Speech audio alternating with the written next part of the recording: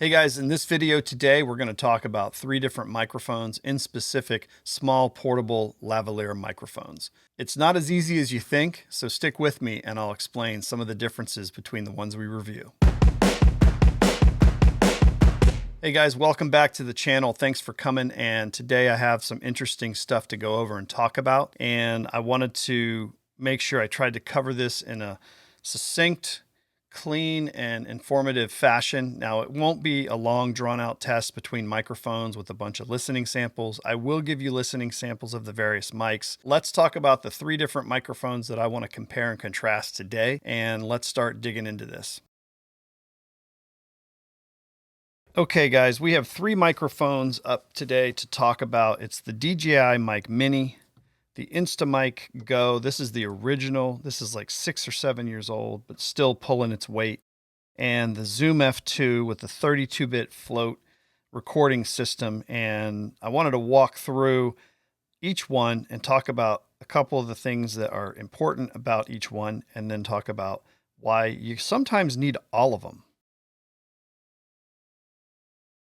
So let's start with the F2. The F2 is a small recorder. It basically does one thing and one thing well. It records audio. It has a very simple interface.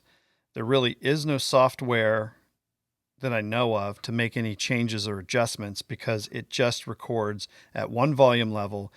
And the reason is it records with 32-bit float, which means you cannot clip this mic.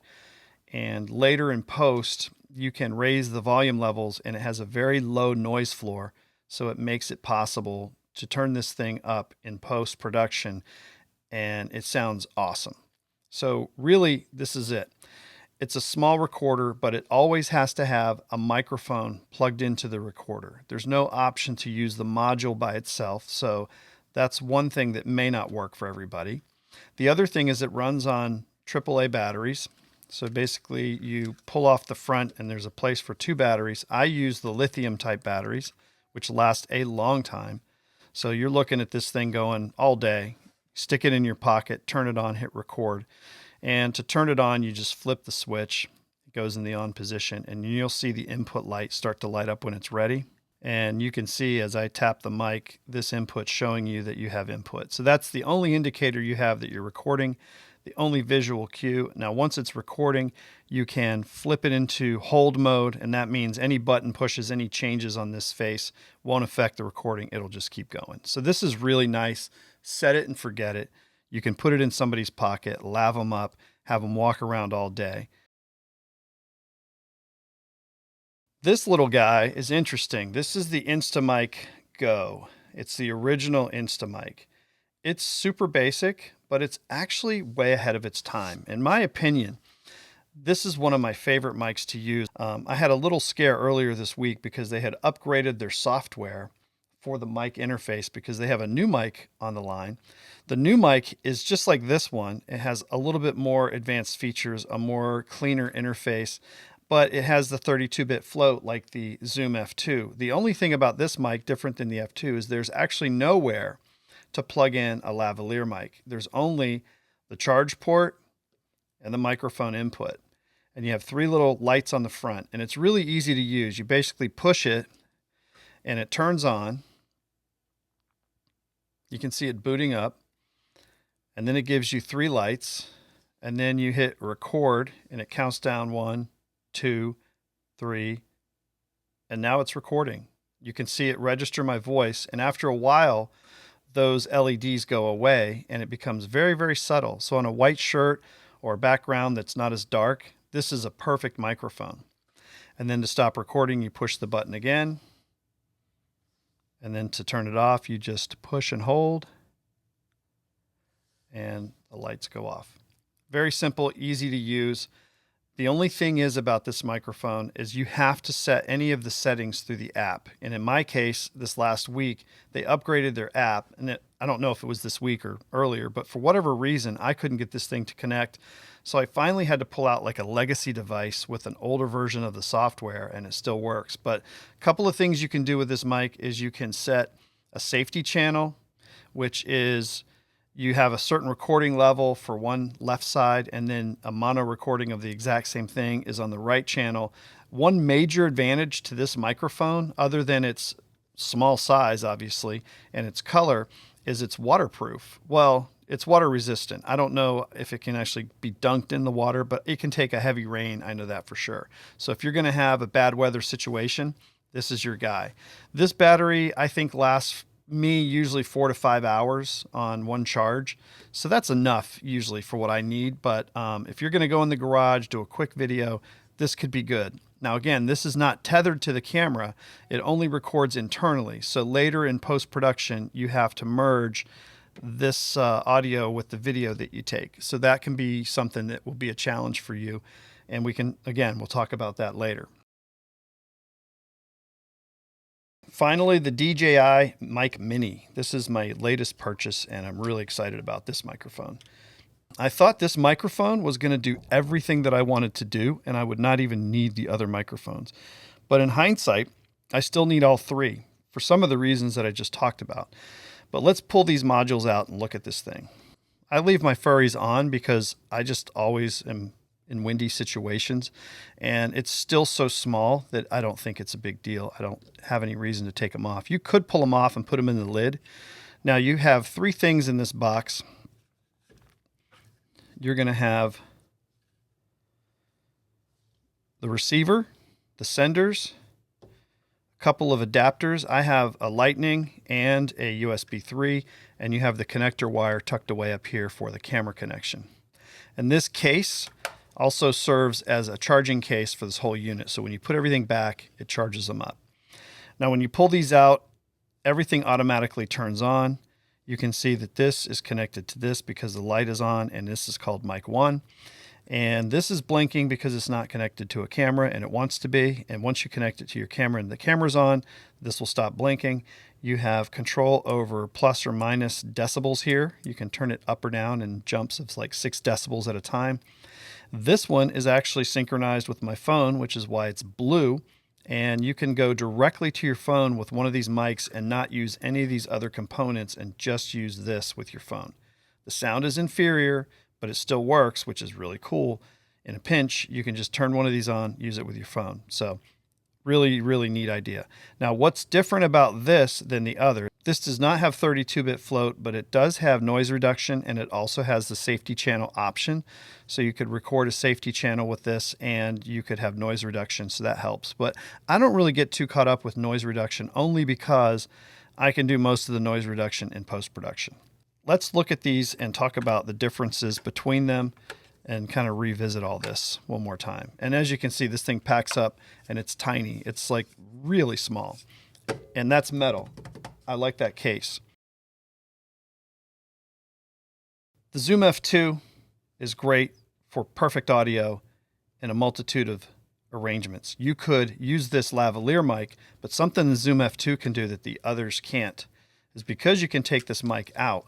Since this is just a recorder, you could also use a regular mic and plug it into the Zoom F2 and get the same 32-bit float and recording system with this microphone. So imagine somebody giving a speech on like a podium, and there's like 6 different speakers, and you don't have enough mics for everybody. You could just stick this on the podium, record their voice straight into here in one big take, and it would work perfect. So that's a really good benefit to the Zoom. It's a little bit bigger, more clunky, but honestly, it's probably going to be the best recording. Since it's not using any type of radio transmission, it will not have dropouts. So this is going to be probably the creme de la creme. The only thing is, in post-production, you're going to have to synchronize this audio with the video later. This is inferior to the Zoom. It doesn't have the 32-bit float, although they do make a model now that does. But this has weather resistance. It's small. It's white. It's unobtrusive. It's really perfect for the get it done quick job, and it sounds great. So it's a really good mic, and it also has a safety track. So you don't have to have 32-bit float all the time in order to have good audio. Sometimes you can just use the safety track. The DJI, it's going to be one for one, meaning when you connect this to your camera and you turn your camera on and you hit record and then you hit stop and then you hit record and then you hit stop, this audio is always mated up to the video all the time. There's no post synchronization. That's really beneficial. So imagine, if you will, you're in a situation where you want the groom to have a microphone on him all day, and you put the zoom in his pocket and the lav on his jacket. That dude runs around all day. Let's say it's 6 hours you're recording. And in those 6 hours, you take no less than 31 video clips of him talking. Now, you do have audio of him talking on the video clips, and you have the audio of him talking into the lav mic with the clean source. Problem is, when you get into post-production, you sit there and you go, I have one 8-hour audio clip, and now I have to synchronize all of these other clips to this one 8-hour audio clip.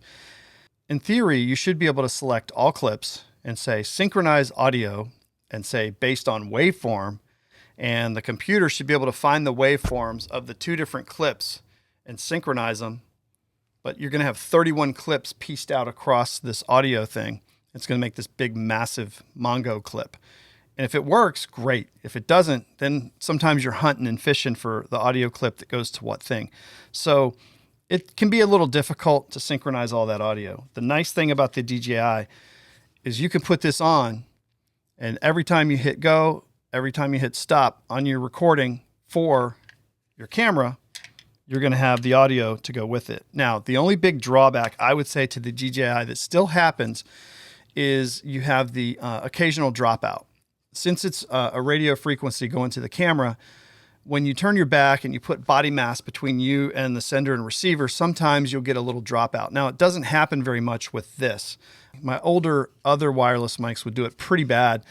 They would actually, at 10 or 15 feet, I'd turn my back and it would just go silent, and then I would turn around, it would come back on. These do a much better job, and I wouldn't worry too much about them, but I don't know that it's perfect for all situations all the time. If the audio is critical and you can't miss even a second of it, this could put you in a situation where you could. The Instago mic doesn't last as long as the others, so that's not really suitable for an all-day go, but for small jobs, this is perfect. The DJI is what I'm going to grab 90% of the time. These other are special use cases. And the other thing I'll say about the Zoom and the Instago mic is I could walk a million miles away from the camera and they're never going to drop audio because they're on me. Those are the three different mics that I kind of picked for my keepers, because one's waterproof, white and small. The other one's just perfect audio and never has dropouts, but not as convenient to use. And the other one is probably, I think, the best going lav mic radio transmission system out there right now. The only thing about the DJI microphone is you don't have the lav mic option, so it's going to be a nugget. And same thing with Instamic, it's going to be a nugget. But if you want to be subtle, you could go F2, or you could get a DJI version that allows lav mics. That's the other option, but they get up in price pretty quickly. So I hope that gave you some insight as to what these three different microphones do and why they could be used in different situations. So let's do some mic samples. Okay, this is the three different microphones, and I'm going to sample these right now. I have the Instamic in the middle, the F2 Zoom on this side, and the Instamic and the DJI Mini on this side. The DJI Mini is going to the transmitter, which is going straight into the camera, which I'm speaking on right now. So there's no processing. The only processing I'm going to do with this setup is I'm going to equalize their volumes, but I'm not going to adjust EQ. I'm not going to compress, do any limiters or anything like that. So what I wanted you to get was a feel of the sound of each of these in their natural habitat and what they sound like just coming right off of the microphone. That's not always important, because all of these you're going to put into your sound editing software, and you're going to sweeten the audio a little bit because they're going to have some inconsistencies. Since this sits close to your body, there's like body resonations, there's wind, there's breath, there's all different things that go on with these microphones that make them sound good or bad. So you have to kind of tweak things later to make them sound better for you. So what I want to do now is I want to go over the DJI mic, and I want to show you the way the mic sounds now before I do any changes at all. And then I'm going to go into post-production, and I'm going to apply the filter that I have kind of determined that I like the sound of for the DJI. So now you're listening to the DJI with the adjusted audio, the volume levels, compressor, voice isolation, all the different things that I do to it. And you can see how it changes the volume and changes the quality of the sound of this microphone. Let's do the same thing with the Instamic GO. This one is a little bit harder to adjust in post-production. It has a really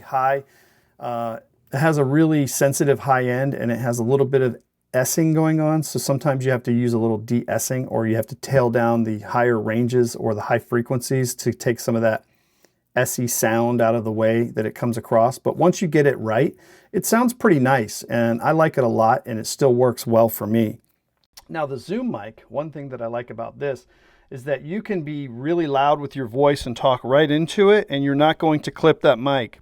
It really EQs and adjusts really well in post-production. So I think the highest quality I can get out of the F2, the second highest quality is probably the Instamic, and then DJI is probably lagging behind all of them, but they all sound great. They're all going to work, and they all have different use cases. What do you guys think, and which is your favorite? So guys, when the day is done, you really can't go wrong with any of these. I would say just use the one that fits most of your needs, is the cheapest price, and sounds the best. That's really all you can do here.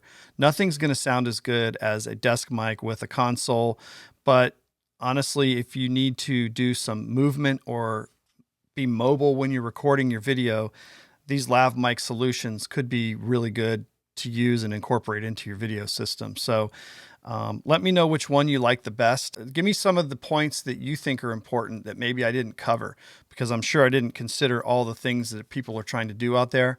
And like always, thanks for coming to the channel and watching the videos. Hope it was helpful for some of you. And I'll put links below for each of these microphones, and I'll also put links below for some of the things that we talked about today. You guys have a great weekend and a good week coming up. I'll talk to you soon. Take care. Don't forget to like and subscribe.